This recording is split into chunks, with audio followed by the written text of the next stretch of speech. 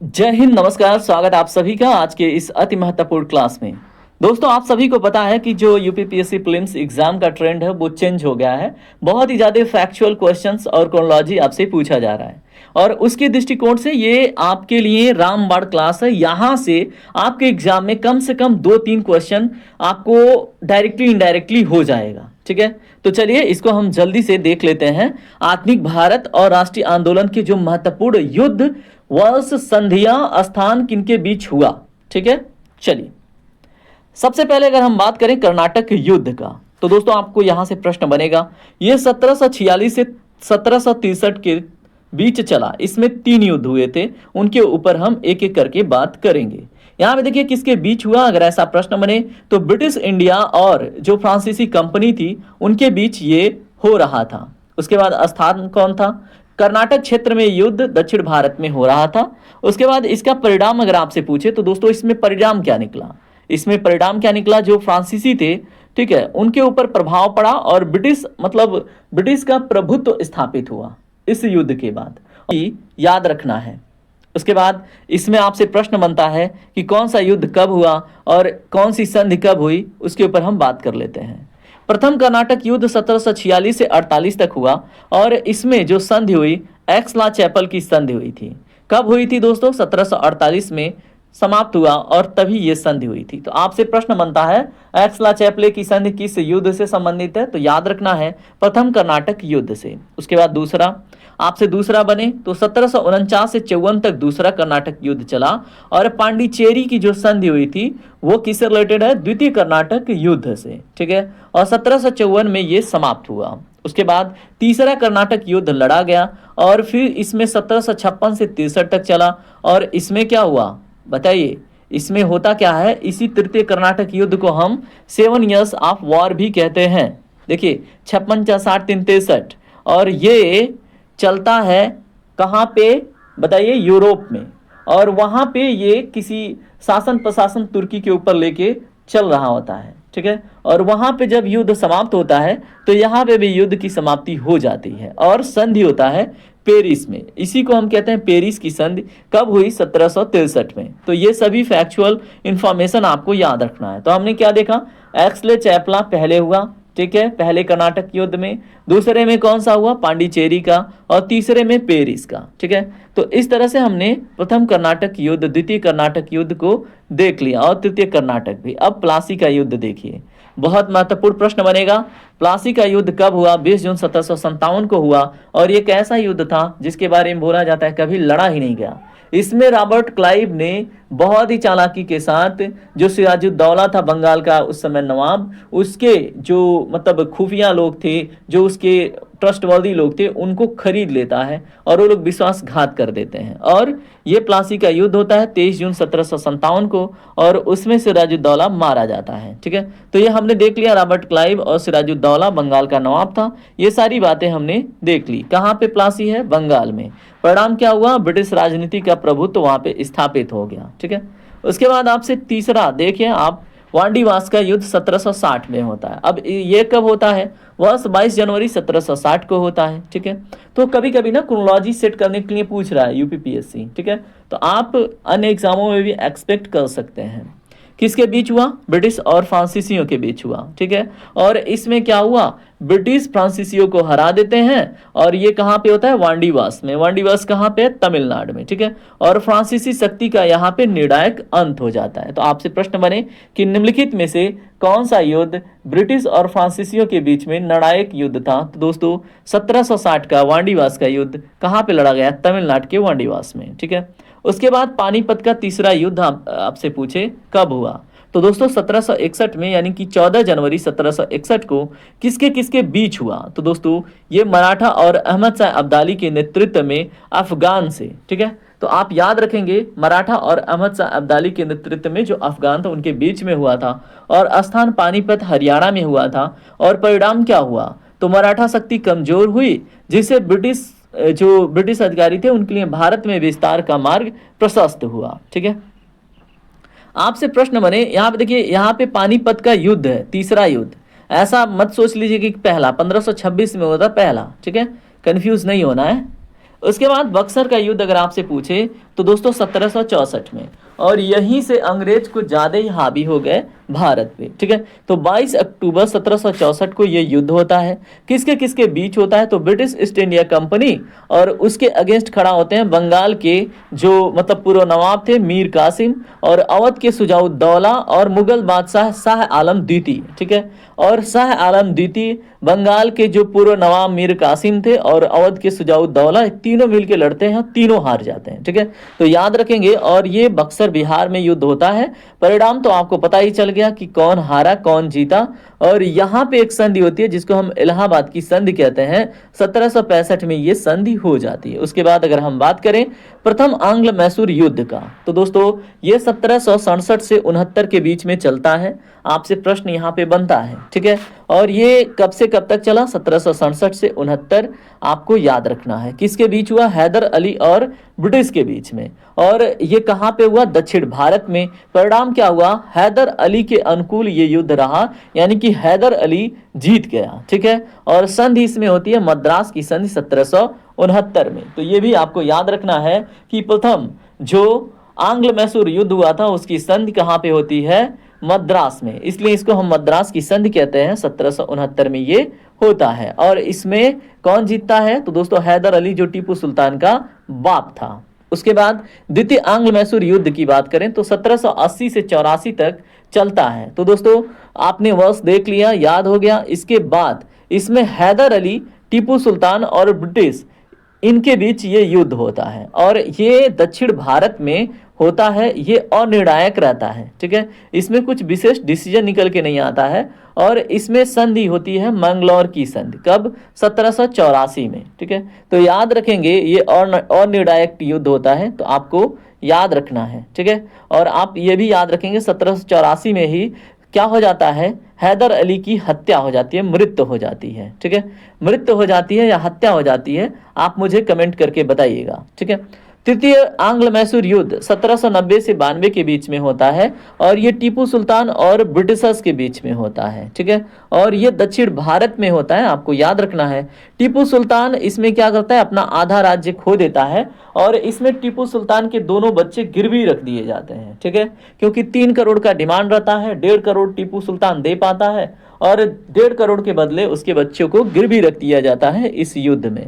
और ये श्रीरंगपट्टनम की संधि 1792 के साथ समाप्त होता है। उसके बाद चौथा आंग्ल मैसूर युद्ध होता है 1799 में। इसमें होता क्या है दोस्तों? वेलेस्ली लेके आता है सहायक संधि, और कहता है टीपू सुल्तान से कि आप मान जाओ और सहायक संधि पे हस्ताक्षर कर दो, ठीक है। और टीपू सुल्तान मानने से रहे, ठीक है। और उसके बाद टीपू सुल्तान को लग जाती है गोली इस युद्ध में, और उसके बाद ब्रिटिश इसमें जीत जाते हैं, ठीक है।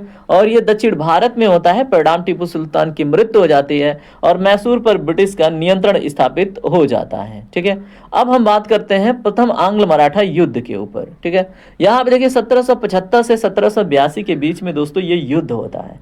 और ये किसके बीच हो रहा है? तो ब्रिटिश और मराठा, ठीक है। और ये स्थान है पुणे महाराष्ट्र का, यहाँ पे ये युद्ध होता है। परिणाम क्या होता है? मराठाओं की जीत हो जाती है इसमें, और संधि होती है सालाबाई की संधि 1782, ठीक है। तो याद रखेंगे, ये मोटा मोटी डाटा है। उसके बाद अगर हम बात करें द्वितीय आंग्ल मराठा युद्ध की, तो ये 1803 से 1805 के बीच में होती है। और इसके बीच में ब्रिटिश और मराठा लड़ते हैं। और उसके बाद दिल्ली, आगरा और मध्य भारत ये स्थान रहता है जहाँ पे ये युद्ध लड़ा जाता है। परिणाम क्या निकलता है? इसमें ब्रिटिशों ने मराठाओं को हरा दिया और दिल्ली और आगरा पर नियंत्रण कर लिया, ठीक है। तो ये भी आपको याद रखना है, क्योंकि इंपॉर्टेंट क्वेश्चन यहाँ से बनता है। तृतीय आंग्ल मराठा युद्ध की बात करते हैं, 1817 से 1818 के बीच में होता है। और इसमें ब्रिटिश और मराठा सम्मिलित होते हैं, ठीक है। महाराष्ट्र ये स्थान है। परिणाम क्या होता है? मराठा शक्ति का पूर्ण अंत हो जाता है इसमें, ठीक है। तो अगर आपसे प्रश्न बने कि मराठाओं की शक्ति का पूर्ण अंत किस युद्ध में हुआ, तो तृतीय आंग्ल मराठा युद्ध 1818 में, ठीक है। तो ये महत्वपूर्ण प्रश्न बनता है। इसमें पूना की संधि 1817 होती है, ठीक है। तो ये फैक्ट आपके एग्जाम के दृष्टिकोण से बहुत महत्वपूर्ण है। उसके बाद प्रथम आंग्ल सिख युद्ध पूछे कब हुआ था, तो दोस्तों 1845 से 46 के बीच में ये युद्ध लड़ा जाता है। और किनके बीच, तो हमें पता चल गया सिख साम्राज्य और ब्रिटिशर्स के बीच में। और ये स्थान रहता है पंजाब। परिणाम क्या होता है, इसमें सिख जो हैं वो हार जाते हैं। ठीक है, तो सिखों की इसमें हार होती है और लाहौर की संधि होती है 1846 और अमृतसर की संधि होती है, ठीक है, जिसको हम 1846 में ही देखते हैं। उसके बाद द्वितीय आंग्ल सिख युद्ध होता है। अब देखिए ये 1848 से 49 के बीच में होगा और इसमें ब्रिटिश और सिख साम्राज्य पार्टिसिपेट करेंगे। स्थान पंजाब है। पंजाब का ब्रिटिश साम्राज्य में विलय हो जाता है। ठीक है, तो याद रखना है 1848 से 1849 के बीच में। ठीक है, उसके बाद अगर हम बात करें दोस्तों 1857 की जो क्रांति थी तो किसके बीच में हुई, तो भारतीय सिपाही और स्थानीय शासक बनाम ब्रिटिश ईस्ट इंडिया कंपनी के बीच ये युद्ध होती है। आपको पता है 34th नेटिव इन्फेंट्री बटालियन, ठीक है, आपने पढ़ा होगा कि जिसमें मंगल पांडे थे। ठीक है, इन्होंने अपना पहला योगदान दिया था इस क्रांति में और इनको ही पहले 8 अप्रैल 1856 को फांसी पे लटका दिया जाता है। ठीक है, तो यहीं से आपकी क्रांति ये भड़कती है, आपको पता होगा। ठीक है, फिर भी क्विकली आपने रिवाइज किया। स्थान मेरठ, दिल्ली, कानपुर, लखनऊ, झांसी जैसे विभिन्न स्थान थे। मतलब मुख्यतः ये उत्तर भारत में ये मतलब क्रांति भड़की थी। ठीक है, परिणाम क्या हुआ, भारत में ब्रिटिश शासन के खिलाफ पहला बड़ा विद्रोह था और इसी के बारे में ब्रिटिश सावरकर लिखते हैं कि ये फर्स्ट वॉर ऑफ इंडिपेंडेंस था। और आसी मजुमदार क्या कहते हैं कि ये न तो फर्स्ट था और न ही राष्ट्रीय आंदोलन था। ठीक है, तो दोनों की किताबें हैं, दोनों के विचार हैं, आप याद रखिएगा। अब चलिए कुछ प्रश्नों के माध्यम से हम अपने आप को चेक कर लेते हैं। ठीक है, कि कितना अच्छे से हमको ये प्रश्न तैयार हुआ है, कितने अच्छे से टॉपिक देखी है।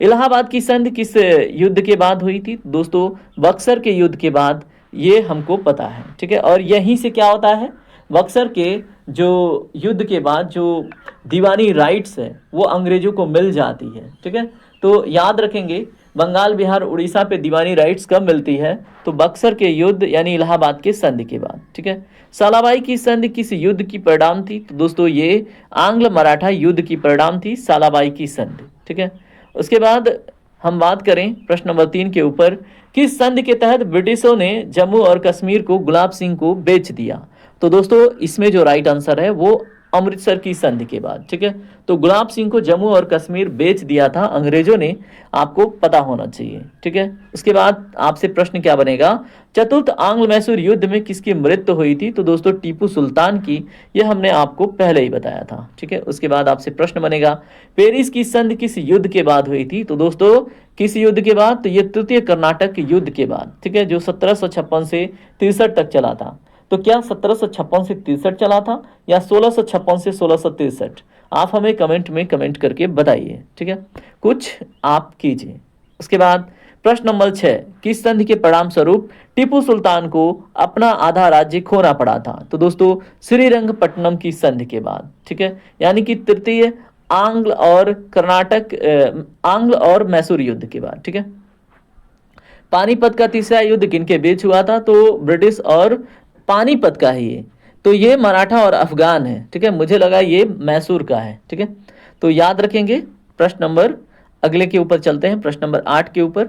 ठीक है, प्रश्न नंबर 8 आपसे क्या पूछा जा रहा है, मैंगलोर की संधि किस युद्ध का परिणाम था, तो दोस्तों ये द्वितीय आंग्ल मैसूर का परिणाम था मैंगलोर की संधि। ठीक है, और पहला संधि जो हुआ था वो मद्रास की संधि था। ठीक है, किस युद्ध के बाद पंजाब का ब्रिटिश साम्राज्य में विलय हुआ, तो दोस्तों किस युद्ध के बाद, तो द्वितीय आंग्ल मैसूर, ठीक है, आंग्ल सिख युद्ध के बाद। ठीक है, तो याद रखेंगे वांडीवास का युद्ध किसके बीच लड़ा गया था, तो यह हमको पता है किनके बीच, ब्रिटिश और फ्रांसीसियों के। ठीक है, और यहीं से फ्रांसीसी पूर्ण रूप से कमजोर हो गए थे। आपसे मैं एक प्रश्न पूछता हूं, बैटाला वेदारा किनके किनके बीच हुआ था और ये कौन सा निर्णायक युद्ध था जिसके बाद से कौन सी सत्ता चली जाती है भारत से और वो इंडोनेशिया तक सीमित हो जाती है, कमेंट करके जरूर बताइए। प्रथम आंग्ल मराठा युद्ध का अंत किस संधि के साथ हुआ, तो दोस्तों ये सालाबाई की संधि थी, इसके ऊपर हमने बात किया था। प्रश्न नंबर 12, 1857 के विद्रोह का तत्कालिक कारण क्या था, दोस्तों क्या था, चर्बी वाले जो कारतूस का प्रयोग था।